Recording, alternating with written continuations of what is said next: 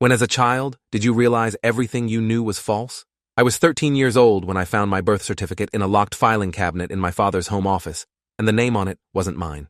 The certificate said, Alexander James Kovach, born in Portland, Oregon, to parents named Michael and Rebecca Kovach. My name was supposed to be Ethan Walker. My parents were supposed to be Richard and Ann Walker, and we'd supposedly lived in suburban New Jersey my entire life. I stood there in the dim light of my dad's office at 11:30 at night, holding a piece of paper that made absolutely no sense, and I felt the floor drop out from under my entire existence. The strangest part wasn't the shock, it was the immediate instinctive recognition that this explained everything. All the weird little inconsistencies I'd noticed over the years and convinced myself were normal suddenly crystallized into a pattern I couldn't unsee. I'd been looking for my social security card because I needed it for a summer camp application. My mom had told me it was in Dad's filing cabinet, top drawer, in a folder labeled Important Documents. She was at her book club, and Dad was working late like he did every Thursday. I'd found the key to the cabinet taped under his desk drawer, exactly where it always was, a security measure that had always seemed pointless since the hiding spot was so obvious. The folder was right where Mom said it would be, but when I opened it, I found 2 birth certificates. Mine, the normal one I'd seen before with Ethan Richard Walker printed in official typeface, and this other one, older, slightly yellowed at the edges, with different names, different parents, different city, different everything. My hands started shaking so badly I had to set both certificates on the desk. I told myself there had to be an explanation. Maybe it was a cousin's certificate that got mixed in with ours. Maybe it was some kind of template or sample my dad had for work reasons. He was an accountant. Maybe this was related to taxes or something. But even as I tried to rationalize it, my brain was doing the math. The birth date on the Alexander Kovach certificate was exactly the same as mine. Same day, same month, same year, same hospital, according to the document, though I'd been told I was born at Mercy General in Newark. This certificate said Providence Medical Center in Portland. Different coast, different life. I started going through the rest of the filing cabinet, methodically now, my heart hammering so hard I could feel it in my throat. The second drawer had financial records, mortgage paperwork, car titles, all the boring stuff. But in the third drawer, buried under a stack of old tax returns, I found a manila envelope with no label. Inside were photographs I'd never seen before. A younger version of my dad, except his hair was longer and he had a beard, holding a baby I assumed was me. A woman who looked like my mom but different, thinner, with dark hair instead of the blonde I'd always known, kissing the baby's forehead. And then photos of that same baby, maybe a year old, with 2 different adults I'd never seen in my life. An older couple, 50s or 60s, smiling in what looked like a living room I didn't recognize. On the back of one photo, in handwriting I didn't know, it said, Alex's first birthday with Grandma and Grandpa Kovach. The nausea hit me all at once. I barely made it to the bathroom before I threw up. I sat on the cold tile floor, my head spinning, trying to make sense of what I'd just found. If I was Alexander Kovach, why had I spent 13 years as Ethan Walker? If those people in the photos were my grandparents, where were they now? My parents had always said their parents were dead, both sets gone before I was born. Family gatherings were just the 3 of us, always had been. We didn't have cousins or aunts or uncles. We were a small family, that's what they always said. Self-sufficient, close-knit, just us against the world. I went back to the office and kept searching. In the back of the bottom drawer, hidden behind a stack of instruction manuals for appliances we didn't even own anymore, I found a newspaper clipping from 15 years ago. The headline read, Portland couple wanted in multi-million-dollar investment fraud. There was a photo of a man and woman. The man looked like my dad would have looked in his 20s. Same jawline, same eyes, but younger, healthier. The woman looked like the dark-haired version of my mom from the photos. The names under the picture were Michael Kovach and Rebecca Sutton.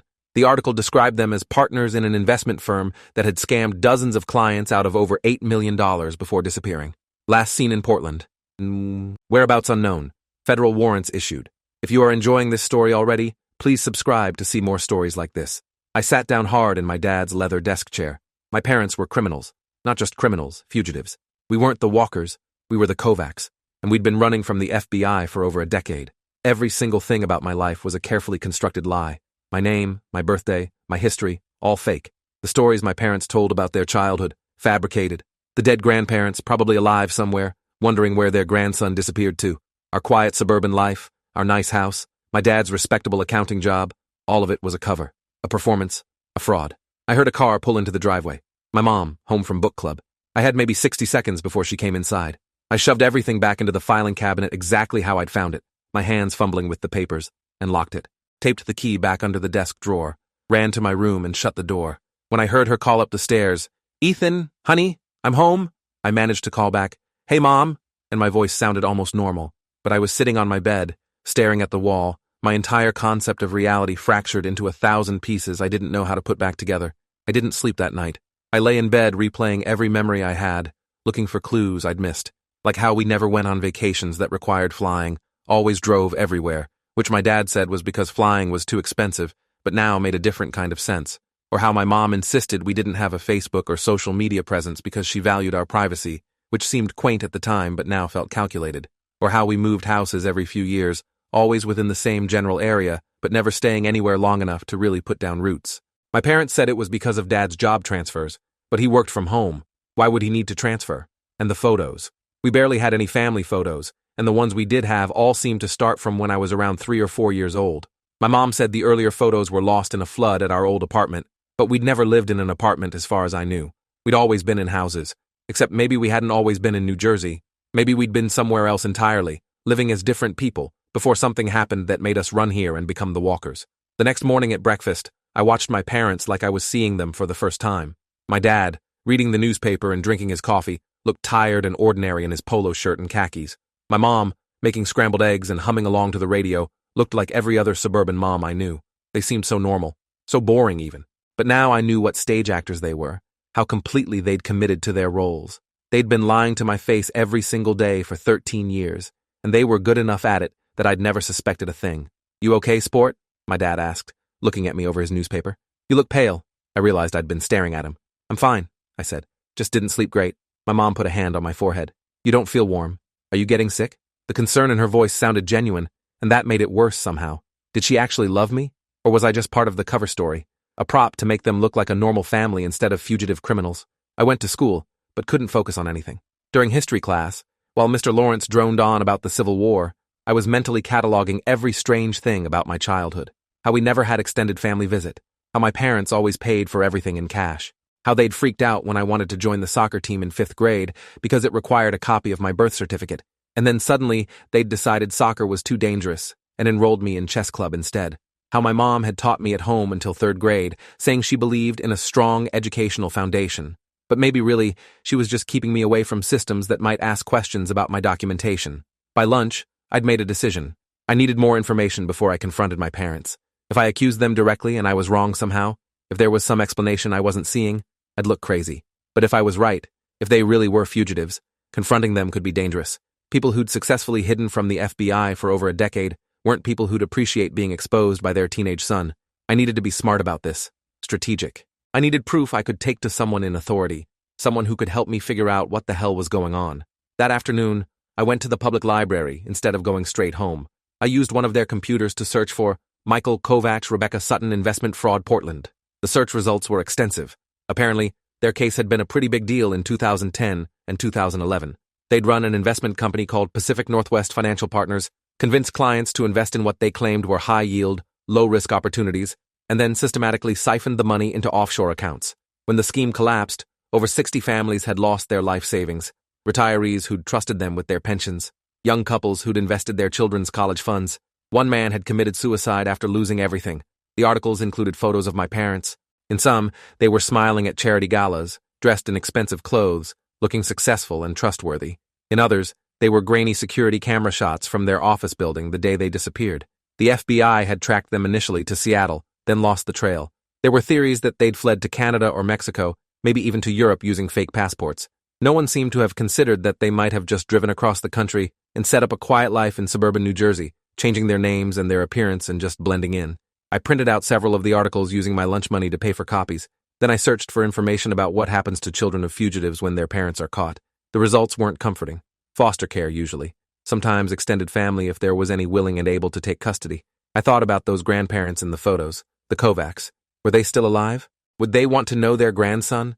Or had my parents cut ties so completely that I was as good as dead to them? When I got home, my mom was in the kitchen making dinner. "How was school?" she asked, like it was any other day. "Fine," I said, and went up to my room. I hid the printed articles under my mattress, my hands shaking again. I was sitting on evidence that could destroy my family, send my parents to prison, and turn my life inside out. But I was also sitting on the truth, and wasn't that supposed to matter? Wasn't truth supposed to be more important than comfortable lies? Over the next week, I became obsessed with gathering evidence. I waited until my parents were both gone and systematically photographed everything in that filing cabinet with my phone. The birth certificates, the newspaper clippings, the photos, all of it. I made copies of copies and hid them in different places. My school locker, a friend's garage where I kept some sports equipment, even buried a USB drive in a waterproof bag in the backyard under the oak tree. If my parents found one stash, I'd still have others. I also started paying attention to my parents' patterns. My dad left for work every morning at 8 and came home around 6. But I looked up his supposed employer, Greenfield Accounting Associates, and found that while the company existed, there was no Richard Walker listed on their website. When I called and asked to speak to Richard Walker, the receptionist said they didn't have anyone by that name employed there. So where was my dad going every day? What was he actually doing? My mom's patterns were different. She volunteered at the library on Mondays and Wednesdays, had book club on Thursdays, and spent the rest of her time doing normal mom stuff, grocery shopping, cleaning, running errands. But I noticed she always paid cash, never used credit cards, and she avoided cameras when possible, taking parking spots far from store entrances, choosing checkout lanes without security cameras overhead when she could. Small things that seemed paranoid if you didn't know she was hiding from federal authorities, but made perfect sense if you did. I was terrified every moment that they'd notice my snooping, that I'd put something back wrong and they'd realize I'd been in the filing cabinet, that they'd somehow sense my growing horror and suspicion, but they seemed oblivious. Or maybe they were just that good at pretending. Either way, dinner conversations continued normally. Weekend family movie nights proceeded as scheduled. My dad helped me with my math homework. My mom drove me to chess club. We played our roles perfectly, the happy little family with no secrets. But I was drowning in secrets, and the weight of them was crushing me. I stopped eating properly, lost weight, stopped sleeping through the night, would wake up at 3 in the morning convinced I heard sirens. My parents asked if something was wrong, if I was being bullied at school or struggling with classes. I lied and said I was fine, and hated how easily the lie came. I was becoming them, a person who could look someone in the eye and construct an entirely false reality. 2 weeks after finding the birth certificate, I made another decision. I needed to talk to someone, an adult who could help me figure out what to do. But who? If I went to a teacher or school counselor, they'd probably call my parents immediately. And then what? If I went to the police directly, would they believe a 13-year-old kid with a story this crazy? I needed someone with authority, but also discretion. Someone who'd listen before acting. I found my answer in an unexpected place. Our neighbor, 2 houses down, was a retired FBI agent named Robert Kaufman. I knew this because he'd mentioned it once at a neighborhood barbecue, talking about his 30 years with the Bureau before retiring to somewhere quiet.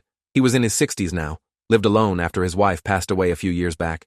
He seemed kind enough, always waved when he saw me, sometimes hired me to mow his lawn or shovel his driveway. If anyone would know what to do with the information I had, it would be him. But approaching him felt impossibly dangerous. What if he immediately called the FBI? What if my parents somehow found out I was talking to him? What if I was wrong about everything and he thought I was delusional? I spent 3 days building up the courage, and finally, on a Saturday morning, I knocked on his door. He answered in a flannel shirt and jeans, reading glasses perched on his nose, looking like everyone's friendly grandfather. "Ethan," he said, surprised. "What can I do for you?" I stood there on his porch, my mouth dry, trying to figure out how to start this conversation. Finally, I just said, "I need help, and I don't know who else to ask." He invited me in, made me sit at his kitchen table, poured me a glass of water. "What's going on, son? Are you in trouble?" I pulled out my phone and showed him the photos I'd taken of the birth certificates. "My name isn't Ethan Walker," I said.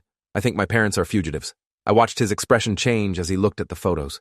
Confusion, realization, alarm. He was quiet for a long moment, scrolling through the images. Then he looked at me. "How long have you known?"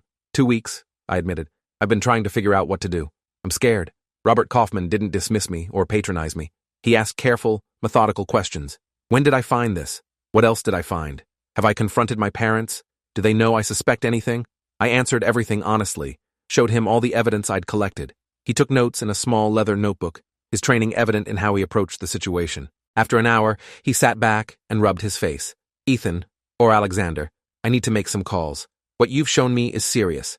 If your parents are who you think they are, they're wanted for major federal crimes. But I need to verify this before we involve more people. Can you give me 24 hours? I nodded. "Please don't tell them. Not yet. I need to know for sure before they find out I know." He promised me he wouldn't say anything to anyone who might tip off my parents. "Go home. Act normal. I know that's asking a lot, but for now, it's the safest thing. I'll contact some people I still know at the Bureau, people I trust. We'll figure this out, okay?" I went home feeling simultaneously relieved that I'd told someone and terrified of what came next. The clock was ticking now. In 24 hours, my life would either be confirmed as real or revealed as completely false. That night, dinner was excruciating. My mom had made my favorite, lasagna, and my dad was in a good mood, joking about something that happened at his fake job. I pushed food around my plate and tried to laugh at the right moments. "You've been quiet lately," my mom observed. "Is everything okay?" I looked at her, really looked at her, and tried to see Rebecca Sutton behind Ann Walker's face. "I'm fine," I said. "Just thinking about school stuff." My dad reached over and ruffled my hair. "Don't stress too much, champ. You're doing great." The casual affection felt like a knife. How could they love me and lie to me this completely at the same time? The next morning was Sunday. I went to Robert's house at exactly 9:30 like he'd told me to. He looked like he hadn't slept. "I made some calls," he said, leading me to his living room. "Spoke to an old colleague in the FBI's white-collar crime division. Sent him the photos you took. Ethan, your parents are Michael and Rebecca Kovach. They've been on the FBI's most wanted list for economic crimes for over 12 years. The Bureau has been looking for them this entire time." Hearing it confirmed, knowing it was absolutely real and not some misunderstanding or weird coincidence, made my chest tighten. "What happens now?" I asked. "If this story keeps your interest, please subscribe to get more stories like this." Robert explained that he'd arranged for 2 FBI agents to come to his house that afternoon. Special Agent Diana Torres and Special Agent Kevin Grant, both from the Newark field office, both experienced in fugitive apprehension. They'd interview me, review the evidence, and then coordinate a plan for taking my parents into custody. "They'll try to do it as safely as possible," Robert assured me. "These agents are professionals. They know your parents have been non-violent so far. The goal is a clean arrest with no one getting hurt." But I could hear the unspoken caveat. So far, people who'd been on the run for 12 years, who'd built an entire false life, might not go quietly when that life was threatened. The agents arrived at 1 o'clock. Diana Torres was a woman in her 40s, sharp-eyed and precise, with her dark hair pulled back in a tight bun. Kevin Grant was younger, maybe mid-30s, tall and athletic, with a calm demeanor that was probably meant to be reassuring. They both showed me their badges and credentials, sat down with me in Robert's living room, and started asking questions. They were gentle but thorough, asking me to walk through everything chronologically, finding the birth certificate, the newspaper clippings, the photos, my observations about my parents' behavior. "You've done something really brave," Agent Torres said, after I'd finished explaining everything. "I know this is scary and confusing, but you should know that children aren't held responsible for their parents' crimes. You're a victim in this situation, not a perpetrator. Our focus is on safely apprehending your parents and making sure you're protected." Agent Grant nodded. "We'll need to place you in temporary protective custody during and immediately after the arrest, most likely with family services until we can locate your biological family or arrange appropriate guardianship. Robert mentioned you found photos of your grandparents. We'll work on tracking them down." The reality of what was about to happen hit me. In a matter of hours, my parents would be arrested. I'd be taken away from the only home I'd known. Everything familiar would disappear. "When?" I asked. "When are you going to arrest them?" Agent Torres checked her watch. "We have a team assembling now. We'll move on your house at 6 p.m.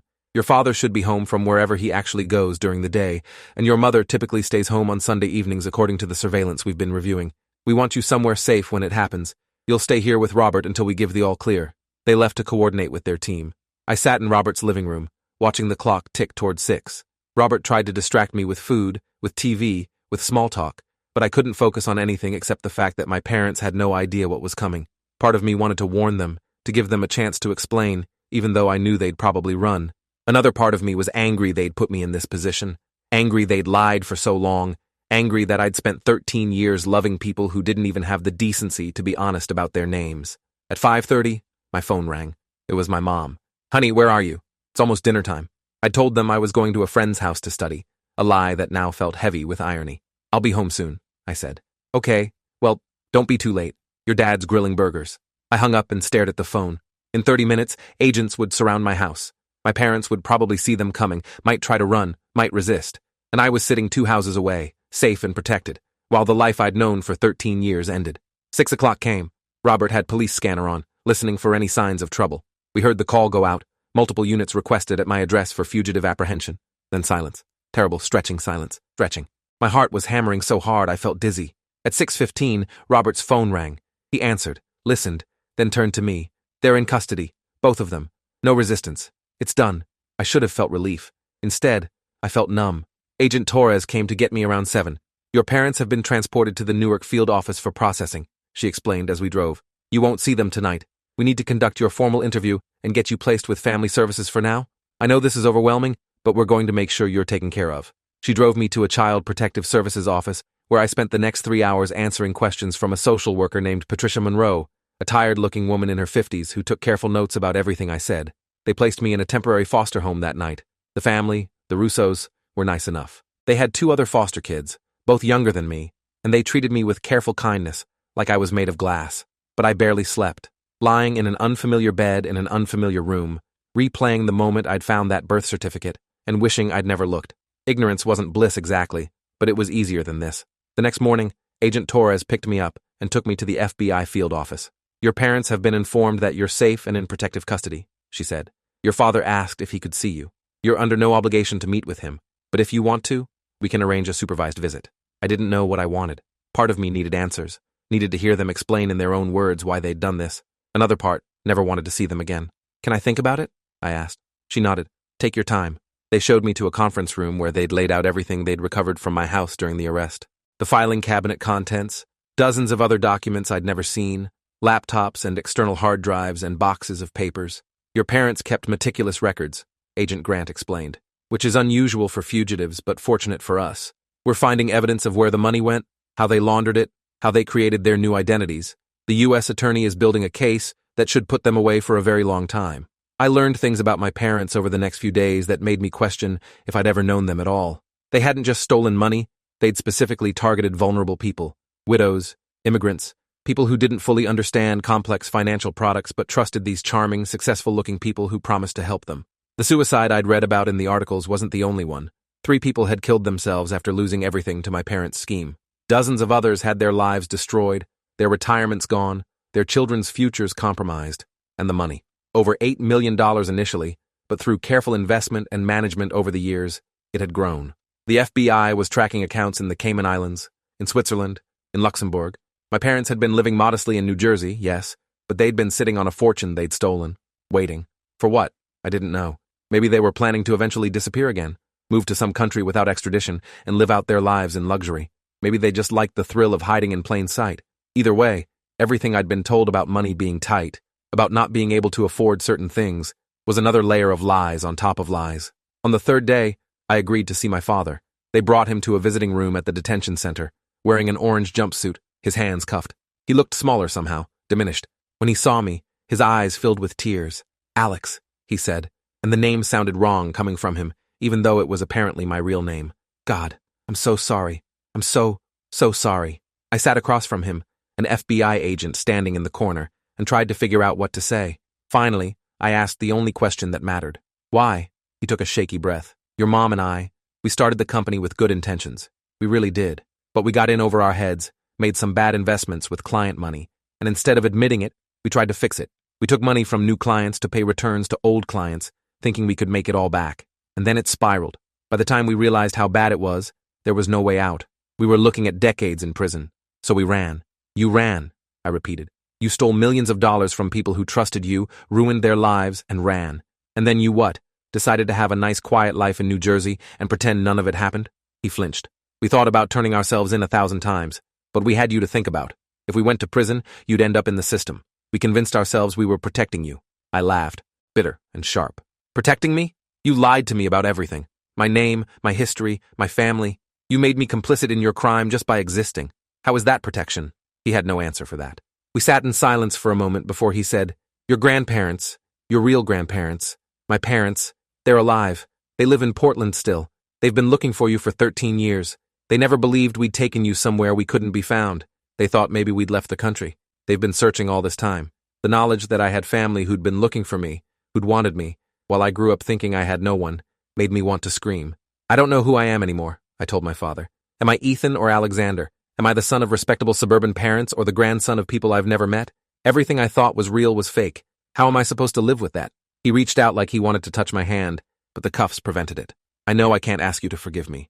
I know I destroyed any trust you had, but please believe that we loved you. That was real. The only real thing in all of this was how much we loved you." I stood up to leave. "I don't know if that makes it better or worse," I said. "That you loved me and still chose to build my entire life on lies." I walked out without looking back. I met with my mother the next day, more out of obligation than desire. She cried through the entire visit, apologizing over and over, begging me to understand that they'd been trying to give me a good life, but her justifications rang hollow. They'd given me a life built on fraud and deception, where every happy memory was tainted by the knowledge of what they'd done to make it possible. The FBI located my grandparents within a week. Thomas and Miriam Kovach, both in their 70s now, living in the same house in Portland where my father had grown up. Agent Torres showed me photos of them, and I recognized them immediately from the pictures I'd found in the filing cabinet. "They've been informed that you've been found," she said. "They want to meet you, but only if you're comfortable with it. We can arrange a call first if you'd prefer." I agreed to a call, and that evening, I spoke to my grandparents for the first time in my memory. My grandmother cried the moment she heard my voice. "Alexander, oh my sweet boy, we never stopped looking for you. Never." My grandfather's voice was gruff with emotion. "Your father took you from us 13 years ago, and we've been searching ever since. We thought you might be dead. Finding out you're alive, that you're okay, it's a miracle." They told me about the years they'd spent trying to track down my parents, hiring private investigators, following every possible lead. They'd gone to the FBI repeatedly, begging for help, but with limited resources, the Bureau had focused more on the financial crimes than on family abduction. "We want you to come home," my grandmother said. "We know it's been a long time and you probably don't remember us, but you're our family. You belong here with us." The idea of moving across the country to live with people I didn't know was terrifying, but no more terrifying than staying in foster care or being placed with strangers. At least these strangers were blood. At least they'd been searching for me. At least with them, I might find some truth about who I actually was. The legal process moved surprisingly quickly. My parents both pled guilty to multiple counts of wire fraud, money laundering, and other financial crimes in exchange for reduced sentences. My mother got 15 years. My father got 18. The U.S. attorney pushed for longer, but their cooperation in recovering the stolen funds and their guilty pleas counted in their favor. They both waived their parental rights voluntarily, and custody was awarded to my grandparents. 2 months after finding that birth certificate, I flew to Portland with a social worker as my escort. My grandparents met me at the airport, and I saw them crying before I even got close. My grandmother pulled me into a hug and wouldn't let go for what felt like minutes. "You look so much like your father did at your age," she said, "but you have your mother's eyes." She was talking about my biological mother, Rebecca, and I realized with a start that I didn't know anything about her either, about where she came from or who she'd been before she became a criminal. Their house was warm and full of photos. I saw pictures of my father as a child, as a teenager, graduating high school, pictures of family gatherings with aunts and uncles and cousins I'd never met, and pictures of me, baby photos I recognized from the ones my parents had hidden, along with age progression images my grandparents had commissioned over the years, trying to imagine what I might look like as I grew up. "We never gave up," my grandfather said. "We always knew we'd find you someday." Adjusting to life in Portland was strange. My grandparents enrolled me in school under my legal name, Alexander Kovac, which took weeks to get used to. Teachers and students called me Alex, and I'd sometimes forget to respond. I had to relearn my own history, who I was versus who I'd been told I was.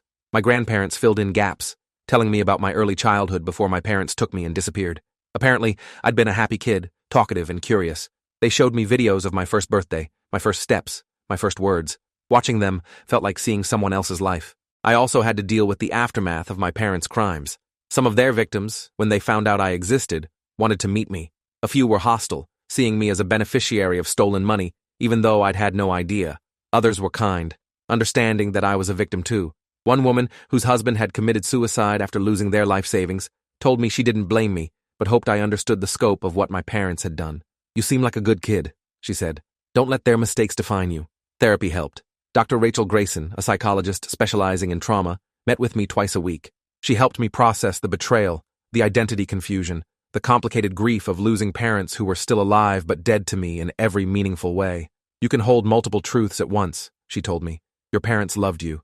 Your parents hurt you.